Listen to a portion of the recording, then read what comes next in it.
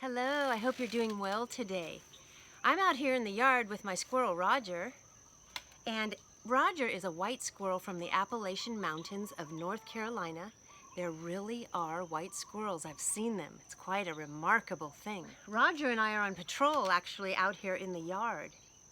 We are looking for other squirrels and we can't seem to find any. So during this video, please let me know if you see any other squirrels. What's been happening is Roger is trying to bury his nuts for the winter.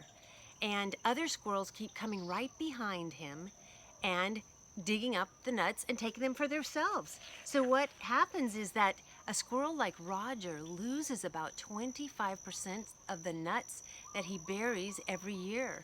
What this means is that, say you had 4 quarters and that makes $1, and someone took one, and then you only have 75 cents left. Well, that's quite a big loss. 75 cents is a lot less than $1.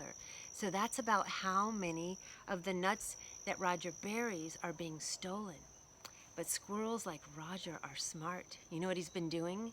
When he sees that another squirrel is watching him bury the nuts, what he does is dig several holes and then bury them back up.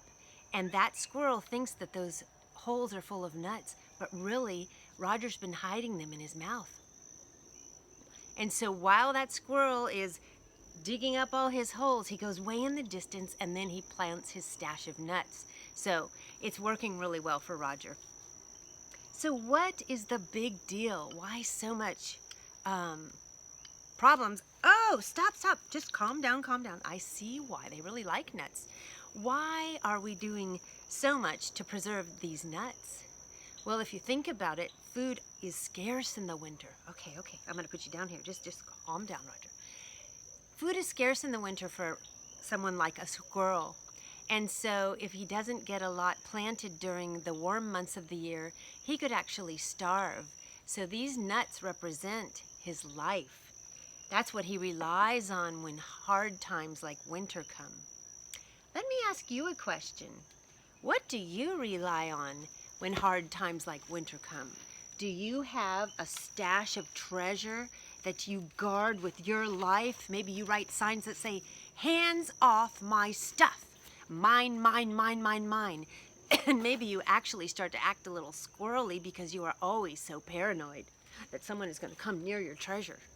Well, what if you let God give you your treasure? What if your life is like an open bag for Him to fill? Because He does, after all, know what you need. I bet that would be a lot less stress, and I bet you might be surprised at what He puts inside.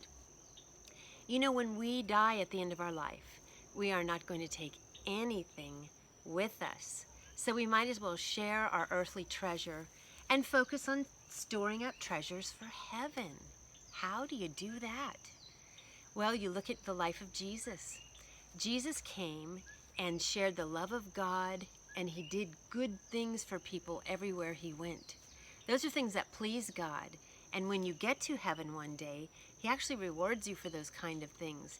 We don't do those kinds of things for the reward. We do them because we love Him. But still, good things to do. So, here's some things you could do to store up treasures in heaven. You can be kind to other people, the people God made. You can be generous with the treasures that you have. You can do something as simple as sharing a cookie. Everyone likes a cookie.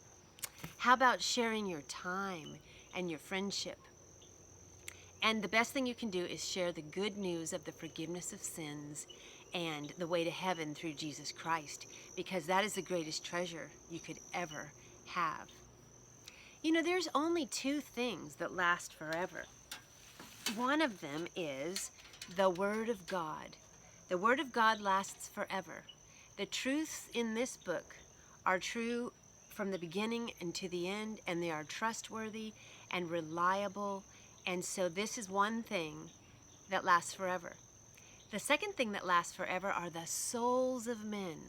A soul is somewhat like your heart, but it's actually a special part of you that's invisible that longs to be with God, that wants to go home one day and spend forever in heaven with Him. And it's one reason, if you don't know Jesus, that you might be a little restless because you're missing the thing that your soul most desires. You've probably heard this verse, but it is certainly worth reading again.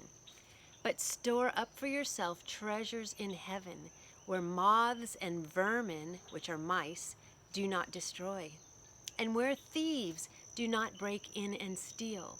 For where your treasure is, there your heart will be also. Matthew 6:20 and 21. I'll let you in on a little secret if you promise not to tell.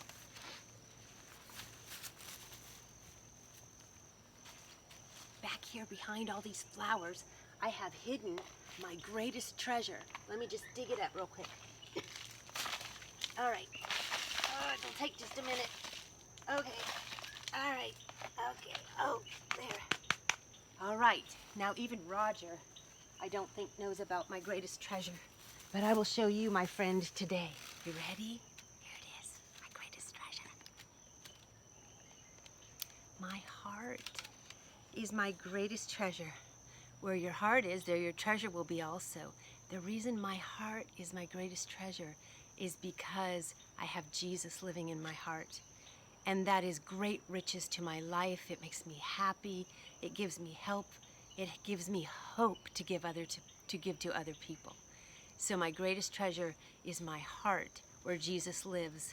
And again, if you haven't given your heart to Jesus, then I'm afraid you're missing out on the greatest treasure there is. So you might want to talk to God about that.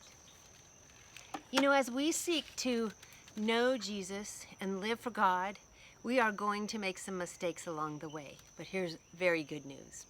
And we know that for those who love God, all things work together for good, for those who are called according to his purpose.